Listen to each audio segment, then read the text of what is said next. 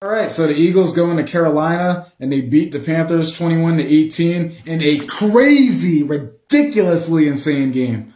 This game, it was like that Chiefs game last week. Another emotional roller coaster, just so up and down with this game. This is the kind of game that will send you to the hospital. This is the kind of game that will give you just high blood pressure, heart palpitations. It was just crazy. It was really something else, this game. Now, I have a lot to talk about, but I'm going to start with the bad because there was a lot of bad today. Let's not get it twisted. Let's not get it covered up by the win. There was a ton of negatives I saw in this game. So let's get into it. The offense through three quarters for most of this game, it was terrible. It was absolutely terrible. And I'm looking at both the quarterback and the coach. Jalen Hurts, he was missing a lot of throws today. Two plays stood out to me right before halftime where Hurts, he overthrew Rager on what should have been a touchdown. And then he misses a wide open Quez Watkins on what definitely could have been a touchdown. And then there's a play in the second half where he overthrows Zach Ertz and then it gets intercepted. And props to the Carolina defender on that play because he did an excellent job of keeping his feet in bounds and making sure that was a pick. Really just off day for Jalen Hurts. He did improve near the end. He kind of put the superhero cape on. He really just, at the end of the game, he put the team on his back, rushed them for a touchdown. He got hot near the end of the game. I'm glad he did, but for most of the game, he wasn't good. He wasn't good for most of the game. I'm glad that he turned it on at the end of the game, but he's got to be more accurate. Jalen Hurts has got to be more accurate. I believe in the guy. He's my quarterback, but he misses a lot of routine throws. He misses a lot of throws that he can't be missing. Like there's so many plays where he'll just stare down at one receiver and he'll just miss wide open dudes. I feel like a lot of plays he's trying to look too hard for Devonta Smith, and meanwhile you got guys like Rager open, you got guys like Quez Watkins. You got to stop looking at one receiver. Stop fixating on one receiver, Hurts. You got to really just scan the whole field. You got to get better at that, man. You really got to get better at just looking at the entire field. And Nick Sirianni, for the third game in a row, you still didn't run the ball enough. At halftime in this game, the Eagles only had 14 yards rushing. 14 yards rushing. It's ridiculous. I don't know what's with this team. Why are we so hell-bent on not running the ball? Why are we so dead set on not running the ball? I can't understand it. You got this guy, Miles Sanders, who's proven to be very effective. He's one of the most underrated quarterbacks. He's one of the most underrated running backs, and you just don't use him. 14 rushing yards at halftime. It's just, you can't, there's no excuse for that. For the third game in a row, we don't run the ball enough. And it's really disappointing because last week against the Cowboys, the Panthers really couldn't stop the run. And I was thinking that Sirianni, after seeing what happened when we played the Cowboys, after seeing how we didn't capitalize on a run again against the Chiefs, I was thinking that he would turn a new leaf in this game, and he didn't. He did not turn over a new leaf. And I feel like we run the same plays over and over. The same plays. I'm talking about like plays where you're just doing these wide receiver screens and then you're pitching these throws to a running back. It's the same two plays over and over again. It really reminds me of the last 2 years of Doug Peterson. Like the offense was so stale. For most of this game, the offense was so stale. That's all we do. We do wide receiver screens, and then we do these stupid little dump-off passes to the running back. It is so frustrating to watch because this offense could be so much more. You got guys in Quez Watkins, Devonta Smith, Jalen Rager. These guys could be explosive, but we just run the same monotonous plays over and over. And at points, it was looking like the Panthers knew exactly what was coming. The Panthers, on some plays, the Panthers, they sniffed out the plays before we even ran them. That's how predictable the offense was getting. Really not a good day for the offense today. It's like they did win the game. We did win the game. They turned it on late, but it was just a bad day. It was a bad day for the offense. I'm really disappointed in Nick Sirianni because when he was offensive coordinator in Indianapolis, when he helped call plays for the Indianapolis Colts, I heard a lot of him actually running the ball too much. And when we're coming off a coach like Doug Peterson who didn't run the ball either, I was really thinking that Nick Sirianni would be a breath of fresh air, but so far he hasn't been.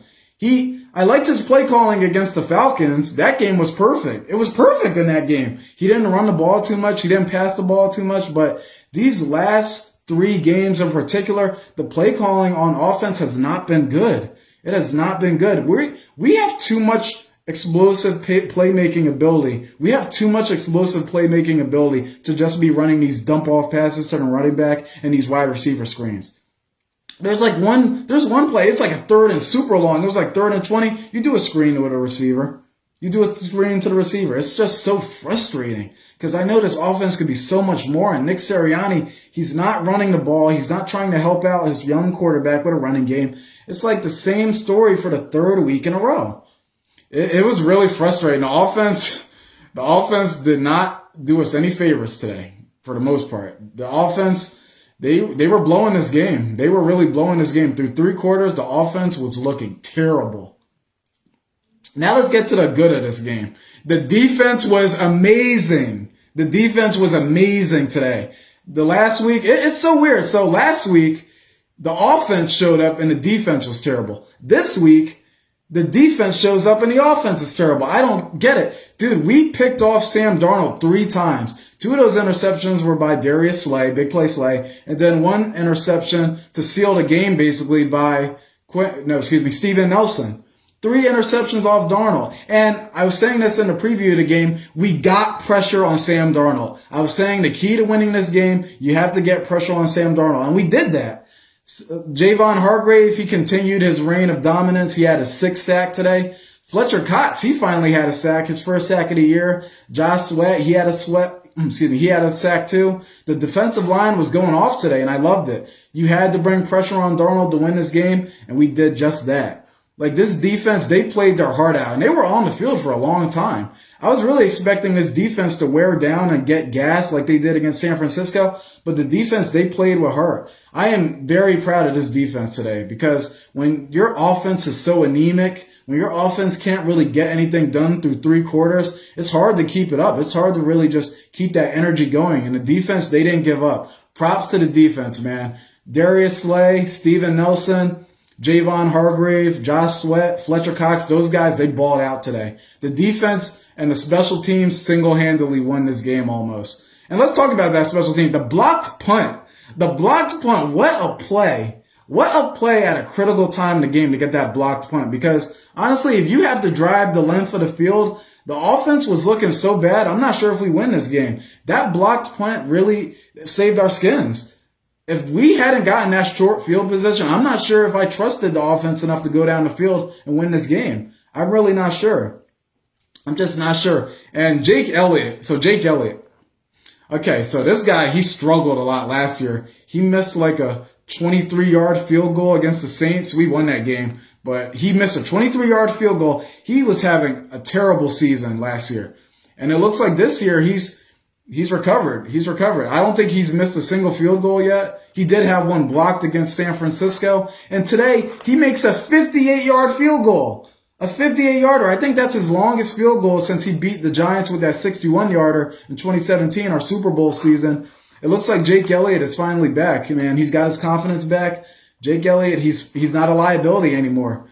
These past 2 seasons, and especially last year, Jake Elliott was a serious problem, but it's looking like he's back. It's looking like Jake Elliott is finally back. It's weird. He's good at the longer field goals, but he struggles with the shorter ones. It's like difficulty mode is 23 yards for him, but easy mode is a 61-yarder. I don't get it. This offense, man, back to the offense, such a Jekyll and Hyde. Last week, the offense looked good. This week, it looked terrible. The defense looked terrible last week, and this week, they look great. It's like such a Jekyll and Hyde team, man. This was a very ugly game. We won, but it was so ugly. It was like that Cowboys game last year. We won, but we were playing against Ben DiNucci. That was an ugly game. And a few seasons ago, our Super Bowl year, when we played the Raiders on Christmas, that was an ugly game. This was one of those really, really ugly wins. But a W is a W. We got it done. I'm very proud of the defense, especially. I'm proud of the team. Jalen Hurts, you overcame a very sluggish performance overall to put the team on your back late. I'm glad. Devontae Smith, you had that clutch 2-point conversion near the end of the game. That was awesome. That was so awesome. You did have a fumble after the catch one play, but you made up for it with that 2-point conversion, man. The Slim Reaper. So yeah, it was a very very gritty game, but we got the win. We really needed this win. You can't drop to 1-4. We're now 2-3 ahead of a critical matchup against the defending Super Bowl champion Tampa Bay Buccaneers on Thursday Night Football. I'll be at that game, by the way, at Lincoln Financial Field. So I'm glad we get to enjoy this win. It's a short week, though. We got a really good opponent coming up. Go Birds. Oh, I almost forgot. So that one play, it was a bad snap by Kelsey. It goes past Jalen Hurts. Hurts is trying to recover it. Somehow, I don't know how, but the Panthers, they don't recover that for a touchdown, and we're lucky that it ends up being a safety. We were so lucky. I do not know how the Panthers let that ball bounce out of the end zone. I cannot believe that Carolina didn't recover that for a touchdown. Like, talk about we really got saved on that play. That should have been a touchdown by Carolina. I don't know how they didn't get it. I don't know how they didn't recover it for a touchdown. They let it bounce through the end zone, and it ends up being a safety. It's crazy, man. We got some real big breaks in this game. We got some real big breaks. And I also have to talk about this other thing. We lost another touchdown off the board. This is the 5th touchdown we've lost this year due to penalties. The 5th touchdown taken off the board because of a penalty. Devontae Smith touchdown on 4th down. It gets negated because of a pass interference call against Greg Ward. 5 touchdowns removed on the year. 5 touchdowns. When are we gonna stop this? 5 touchdowns. 6 on 5s, that's 30. 30 points taken off the board. It's like every touchdown, it's like every game, whenever we score a touchdown, I get nervous because, oh no, where's the flag? Where's the flag? It's probably coming back. 5 touchdowns removed due to penalties. That, I can't believe it. The Eagles are so good at negating their own touchdowns. 5 on the year taken off the board because of penalties. We really got to work on that, man. It's like, I get that penalties aren't really on the coach. That's kind of more on the players. But when it keeps happening every week, when it keeps happening week after week, that you got to look at the coach, man. Like, it's up to the coach to get these guys disciplined. We have lost 5 touchdowns on the year due to penalties and 4 within the last 2 games. If you remember, we lost 3 against the Chiefs and then we lost 1 early in this game. That can't happen. That cannot happen. Like, if you do that against Tampa Bay, you could be in real big trouble. They're the defending Super Bowl champs. You can't play sloppy against Tampa Bay. You can't do that against them. We got to get that under control. These penalties, they weren't as bad today. They were still bad, but compared to other games recently, they weren't as bad. But the penalties, we still are struggling with like controlling these penalties. We're still struggling to get them under control. Nick Sirianni, you got to do better. You got to do better, man.